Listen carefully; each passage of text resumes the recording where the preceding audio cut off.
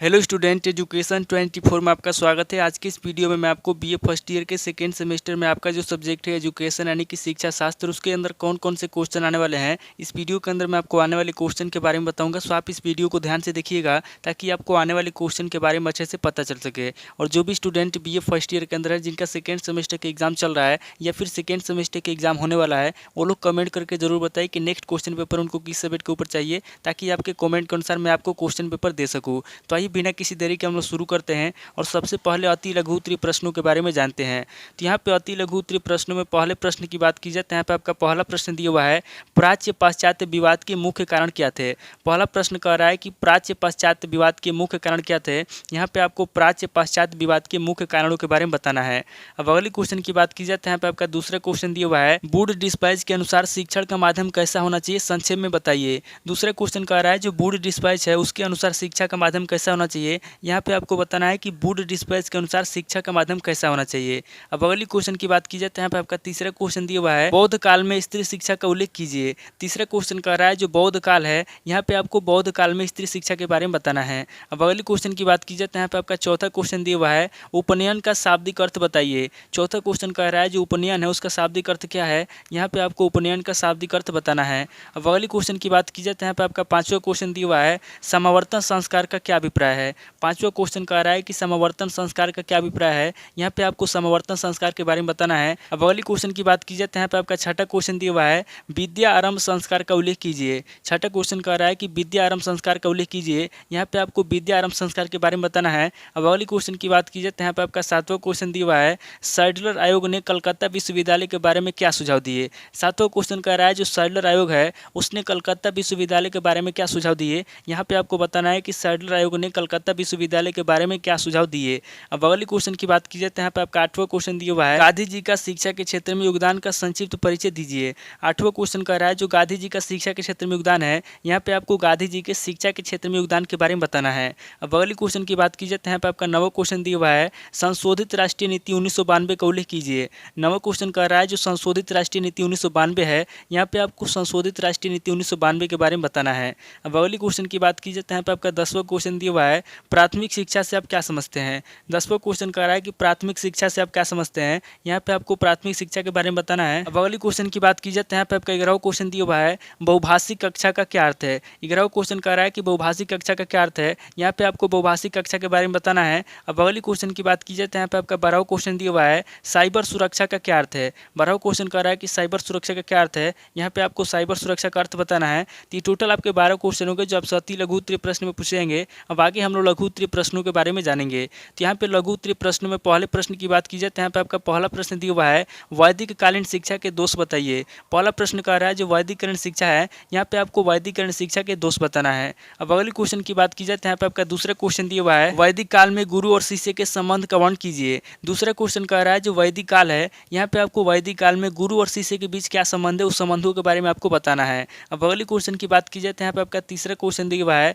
गुरुकुल पर संक्षिप्त टिप्पणी लिखिए। तीसरा क्वेश्चन कह रहा है जो गुरुकुल है, यहाँ पे आपको गुरुकुल पर संक्षिप्त टिप्पणी लिखना है। अब अगली क्वेश्चन की बात की जाए तो यहाँ पे आपका चौथा क्वेश्चन दिया हुआ है, बौद्धकालीन प्रमुख शिक्षा केंद्रों का वर्णन कीजिए। चौथा क्वेश्चन कह रहा है जो बौद्धकालीन प्रमुख शिक्षा केंद्र है, यहाँ पे आपको बौद्ध काल के प्रमुख शिक्षा केंद्रों के बारे में बताना है। अब अगली क्वेश्चन की बात की जाए तो यहाँ पे आपका पांचवा क्वेश्चन दिया हुआ है, मुस्लिम काल की मकतब एवं मदरसा शिक्षा में अंतर बताइए। पांचवा क्वेश्चन कह रहा है जो मुस्लिम काल की मकतब एवं मदरसा शिक्षा है उसमें क्या अंतर है। यहाँ पे आपको मुस्लिम काल की मकतब एवं मदरसा शिक्षा में अंतर बताना है। अब अगली क्वेश्चन की बात की जाए तो यहाँ पे आपका छठा क्वेश्चन दिया हुआ है, सन 1833 ईस्वी का आज्ञा पत्र की क्या विशेषताएं थी। छठा क्वेश्चन कह रहा है जो सन 1833 ईस्वी की आज्ञा पत्र थी उसकी क्या विशेषताएं थी। यहाँ पे आपको 1833 ईस्वी की आज्ञा पत्र की विशेषता बताना है।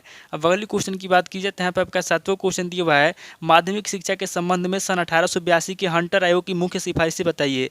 सातवां क्वेश्चन कह रहा है जो माध्यमिक शिक्षा है, यहाँ पे आपको माध्यमिक शिक्षा के संबंध में सन 1882 के हंटर आयोग की मुख्य सिफारिशों के बारे में बताना है।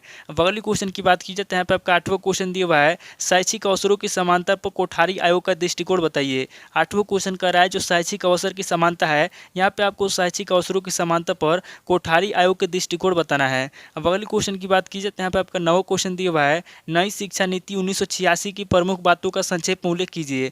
नवा क्वेश्चन कह रहा है जो नई शिक्षा नीति 1986 है उसकी कौन कौन सी प्रमुख बातें हैं। यहाँ पे आपको नई शिक्षा नीति 1986 की प्रमुख बातों का संक्षेप में उल्लेख करना है। अब अगले क्वेश्चन की बात की जाए तो यहाँ पे आपका 10वां क्वेश्चन दिया हुआ है, पूर्व प्राथमिक शिक्षा के उद्देश्य क्या है। 10वां क्वेश्चन कह रहा है जो पूर्व प्राथमिक शिक्षा है उसके क्या उद्देश्य है, यहाँ पे आपको पूर्व प्राथमिक शिक्षा के उद्देश्य बताना है। अब अगले क्वेश्चन की बात की जाए तो यहाँ पे आपका 11वां क्वेश्चन दिया हुआ है, प्राविधिक एवं व्यावसायिक शिक्षा के उद्देश्यों की विवेचना कीजिए। 11वां क्वेश्चन कह रहा है जो प्राविधिक एवं व्यावसायिक शिक्षा है उसके क्या उद्देश्य है, यहाँ पे आपको प्राविधिक एवं व्यावसायिक शिक्षा के उद्देश्यों के बारे में बताना है। अब अगले क्वेश्चन की बात की जाए तो यहाँ पे आपका 12वां क्वेश्चन दिया हुआ है, एनएसक्यूएफ की भूमिका या दायित्व की समीक्षा कीजिए। 12वां क्वेश्चन कह रहा है जो एनएसक्यूएफ है, यहाँ पे आपको एनएसक्यूएफ की भूमिका बताना है या फिर एनएसक्यूएफ के दायित्व की समीक्षा करना है। तो ये टोटल आपके 12 क्वेश्चन हो गए जो आपसे लघु उत्तरीय प्रश्न में पूछे जाएंगे। अब आगे हम लोग दीर्घ उत्तरीय प्रश्नों के बारे में जानेंगे। तो यहाँ पे दीर्घ उत्तरीय प्रश्नों में पहले प्रश्न की बात की जाए तो यहाँ पे आपका पहला प्रश्न दिया हुआ है, बौद्ध काल में गुरु शिष्य संबंध की विवेचना कीजिए। पहला प्रश्न कह रहा है जो बौद्ध काल है, यहाँ पे आपको बौद्ध काल में गुरु और शिष्य के बीच क्या संबंध है, गुरु और शिष्य के बीच संबंध बताना है। अब अगले क्वेश्चन की बात की जाए तो यहाँ पे आपका दूसरा क्वेश्चन दिया हुआ है, मुस्लिम काल में पाठ्यक्रम की प्रमुख विशेषताओं की विवेचना कीजिए। दूसरा क्वेश्चन कह रहा है जो मुस्लिम काल है, यहाँ पे आपको मुस्लिम काल में जो पाठ्यक्रम थे उनकी क्या विशेषताएं थी, यहाँ पे आपको मुस्लिम काल में पाठ्यक्रम की प्रमुख विशेषताओं की विवेचना करना है। अब अगले क्वेश्चन की बात की जाए तो यहाँ पे आपका तीसरा क्वेश्चन दिया हुआ है, वुड के घोषणा पत्र के सुझाव एवं सिफारिशों का वर्णन कीजिए। तीसरा क्वेश्चन कह रहा है जो वुड के घोषणा पत्र है, यहाँ पे आपको वुड के घोषणा पत्र के सुझाव के बारे में बताना है और वुड के घोषणा पत्र के सिफारिशों के बारे में बताना है। अब अगले क्वेश्चन की बात की जाए तो यहाँ पे आपका चौथा क्वेश्चन दिया हुआ है, वर्धा शिक्षा योजना क्या है, भारत में शैक्षिक विकास के संदर्भ में इसका महत्व समझाइए। चौथा क्वेश्चन कह रहा है कि वर्धा शिक्षा योजना क्या है, यहाँ पे आपको सबसे पहले वर्धा शिक्षा योजना के बारे में बताना है, उसके बाद आगे आपको भारत में शैक्षिक विकास के संदर्भ में इसका महत्व बताना है। अब अगले क्वेश्चन की बात की जाए तो यहाँ पे आपका पांचवा क्वेश्चन दिया हुआ है, माध्यमिक शिक्षा के नवीन संगठन के विषय में माध्यमिक शिक्षा आयोग की सिफारिशों का संक्षेप में वर्णन कीजिए। पांचवा क्वेश्चन कह रहा है जो माध्यमिक शिक्षा के नवीन संगठन है, यहाँ पे आपको माध्यमिक शिक्षा के नवीन संगठन के विषय में माध्यमिक शिक्षा आयोग की सिफारिशों के बारे में बताना है। अब अगले क्वेश्चन की बात की जाए तो यहाँ पे आपका छठा क्वेश्चन दिया हुआ है, पूर्व प्राथमिक विद्यालयों में शिक्षण सामग्रियों की अनुपलब्धता को स्पष्ट कीजिए तथा इसके समाधान की विवेचना कीजिए। छठा क्वेश्चन कह रहा है जो पूर्व प्राथमिक विद्यालय है, यहाँ पे आपको पूर्व प्राथमिक विद्यालयों में शिक्षण सामग्रियों की अनुपलब्धता को स्पष्ट करना है, उसके बाद आगे आपको इसके समाधान की विवेचना करना है। अब अगले क्वेश्चन की बात की जाए तो यहाँ पे आपका सातवां क्वेश्चन दिया हुआ है, भारत में व्यावसायिक और प्राविधिक शिक्षा की क्या समस्या है, इनके समाधान के लिए सुझाव दीजिए। सातवां क्वेश्चन कह रहा है कि भारत में व्यावसायिक और प्राविधिक शिक्षा की क्या समस्या है, यहाँ पे आपको सबसे पहले भारत में व्यावसायिक और प्राविधिक शिक्षा की समस्या बताना है, उसके बाद आगे आपको इनके समाधान के लिए सुझाव देना है। अब अगले क्वेश्चन की बात की जाए तो यहाँ पे आपका आठवां क्वेश्चन दिया हुआ है, साइबर विश्व के आकर्षण तथा चुनौतियों पर निबंध लिखिए। आठवां क्वेश्चन कह रहा है जो साइबर विश्व है, यहाँ पे आपको साइबर विश्व के आकर्षण के बारे में बताना है तथा उसके चुनौतियों पर निबंध लिखना है। अब अगले क्वेश्चन की बात की जाए तो यहाँ पे आपका नवा क्वेश्चन दिया हुआ है, उच्च शिक्षा की दोषपूर्ण परीक्षा क्या है, इसके समाधान हेतु उपाय बतलाइए। नवा क्वेश्चन कह रहा है जो उच्च शिक्षा है, यहाँ पे आपको उच्च शिक्षा की दोषपूर्ण परीक्षा के बारे में बताना है, उसके बाद आगे आपको इसके समाधान हेतु उपाय बताना है। अब अगले क्वेश्चन की बात की जाए तो यहाँ पे आपका 10वां क्वेश्चन दिया हुआ है, भारतीय शिक्षा को प्रभावित करने वाले कारकों को संक्षेप में बतलाइए। 10वां क्वेश्चन कह रहा है जो भारतीय शिक्षा को प्रभावित करने वाले कारक हैं, यहाँ पे आपको प्रभावित करने वाले कारकों के बारे में बताना है। तो ये टोटल आपके 10 क्वेश्चन हो गए जो आपसे दीर्घ उत्तरीय प्रश्न में पूछेंगे। तो इस वीडियो के अंदर मैंने आपको अति लघु उत्तरीय प्रश्न, लघु उत्तरीय प्रश्न और दीर्घ उत्तरीय प्रश्न तीनों तरह के प्रश्नों के बारे में बता दिया। आप इन तीनों तरह के प्रश्नों को नोट कर लीजिए और किसी किताब से सीरीज से मिलाकर के याद कर लीजिए। तो दोस्तों आज इस वीडियो को मैं पे स्किप करता हूँ, मिलता हूँ आपसे नेक्स्ट वीडियो में। अगर आपको वीडियो अच्छा लगा तो वीडियो को लाइक कीजिए, शेयर कीजिए और कमेंट करके बताइए कि आपको नेक्स्ट क्वेश्चन पेपर किस सब्जेक्ट के ऊपर चाहिए। थैंक यू दोस्तों।